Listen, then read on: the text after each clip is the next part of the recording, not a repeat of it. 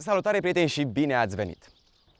Cum îți dai seama că ceva este o idee bună? Cum îți dai seama că, spre exemplu, este o idee bună să pui pe o mașină de familie un motor de 2 litri, turbo, 190 de cai putere, tracțiune integrală și cutia DSG? E bine, cei de la Seat au făcut asta și a ieșit această mașină, și anume Seat Ateca FR.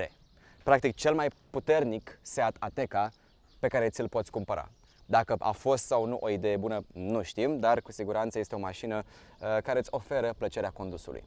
Deci da, cel mai puternic Seat Ateca. Dar nu cel mai puternic Ateca. Pentru că spaniolii au mai făcut un lucru. Au luat acest șasiu și în loc să-i dea 190 de cai putere, i-au dat 300. Faceți cunoștință cu Cupra Ateca. Ea nu mai are nevoie de alte litere după, FR sau mai știu eu ce, nu. Este o Cupra și este Cupra Ateca. Haideți să vedem despre ce este vorba.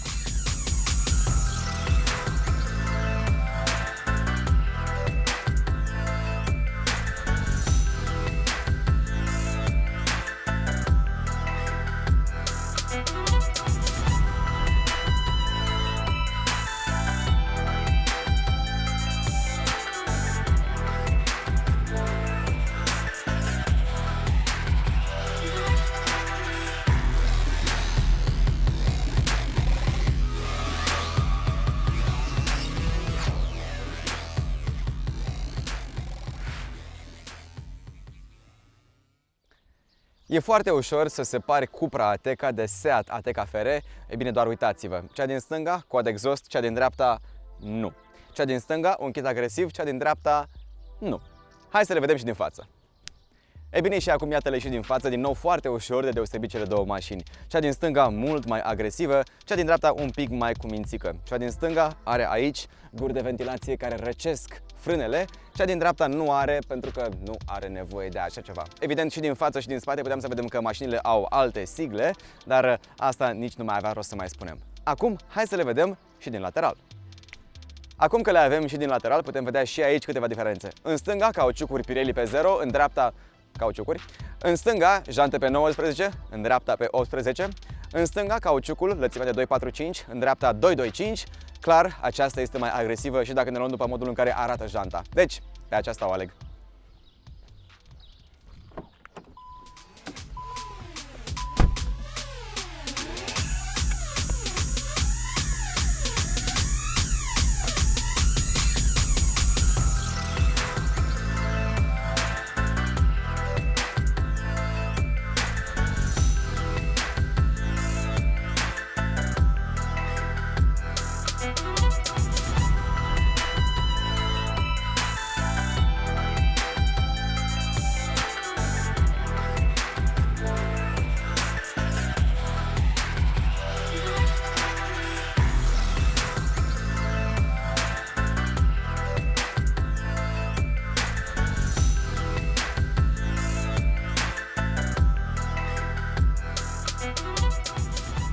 Bun, ești la volanul noii tale Ateca Cupra și vrei să pleci la drum. Cum faci asta? Pentru început, neapărat o pui în modul Cupra. Există și un mod sport, dar noi o punem acum în modul Cupra. O punem în drive și piciorul stâng pe frână, piciorul drept pe accelerație.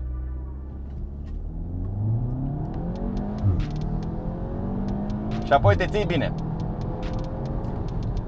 5,4 secunde mai târziu, sau cel puțin așa spune producătorul, ești la 100 de km pe oră. Mie mi s-a părut un pic mai mic acest timp, dar să spunem că 5,4 secunde mai târziu ești la 100 de km. Dar această mașină nu este făcută doar pentru linii drepte, nu este doar un muscle SUV, ca să spun așa, ci ar trebui să aibă și manevrabilitate. Pentru că avem pe puntea spate suspensie multilink, avem suspensie adaptivă, deci amortizoarele se mai întăresc atunci când mașina este în modul sport sau în modul Cupra, ceea ce ne permite o manevrabilitate nu chiar de Leon Cupra, dar acest sens giratoriu îmi permite să fiu îmi permite să fiu destul de îndrăzneț.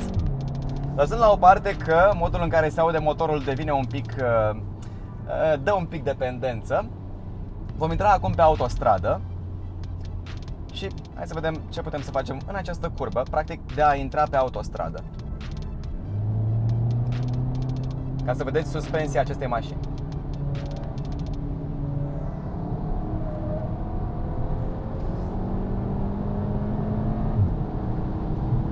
Și deja mergem cu limita de viteză admisă pe autostradă, 130 de km pe oră. După cum ați văzut, mașina se lasă destul de mult, mai ales când este împinsă într-o astfel de curbă cum era aceea prin care am trecut noi. Deci, din nou, să nu vă așteptați la manevrabilitate de Leon Cupra sau mai știu eu ce. Nu, este o mașină măricică și trebuie tratată ca atare. Dar, pentru că acum suntem pe autostradă, să vorbim despre acest motor. După cum am spus, 2 litri, benzină, 300 de cai putere. Evident, acești 300 de cai sunt dezvoltați cu ajutorul unei turbine, 400 Nm cuplu, deci toate ingredientele și tracțiune integrală și cutia DSG, deci toate ingredientele pentru o mașină distractivă. Ce se întâmplă când nu ești cu ea în modul Cupra? Pentru că probabil când pleci de acasă vei fi în modul normal. Și acum vom pune mașina în modul ei normal și haideți să vedem ce se întâmplă dacă vrem să simulăm o depășire, să spunem că suntem pe un drum național sau nu știu ce și vrem să depășim, sau chiar pe autostradă, de la 100 până la 130, da? Acum mergem cu fix 100. Piciorul jos, acum 110, 116, 120, 130 și 6. Deci, ce este interesant la acest motor este că atunci când când vede că tu ai pus piciorul la fund, cutia merge o treaptă, două mai jos, retrogradează și îți permite să fii exact în plaja de cuplu. Astfel că, după cum spun toți băieții cu mașini tunate, mașina chiar trage. Și exact așa este. Deci, 1600 de kilograme, un motor foarte îndrăzneț, o suspensie care îți permite o manevrabilitate nu chiar de hot hatch, dar o manevrabilitate care, să spunem, nu caracterizează de obicei astfel de SUV-uri. În cazul nostru, frâne Cupra, există o variantă, dacă mai dai niște bani în plus, frâne Brembo, dar acestea de până pe care le-am folosit eu, n-am folosit mașina pe pistă, dar așa, să spunem, accelerând pe aici pe acolo și mergând un pic mai sportiv pe aici pe acolo, frânele acestea au fost mai mult decât de ajuns. Încep să miroase de la un punct încolo, dar nu sunt, cum să zic eu, nu e ca și cum trebuie neapărat să dau X sumă de bani ca să am frânele Brembo. Nu este așa. Până la urmă, o tonă 600 nu e chiar atât de mult pentru aceste frâne, pentru a opri această mașină. Bun. Și acum mă veți întreba cât te costă această mașină. Aici există o problemuță. 44.000 de euro costă mașina aceasta în care noi suntem. La banii aceștia, într-adevăr, veți spune, da, pot să-mi iau Leon Cupra și mai rămân și niște bani pe lângă.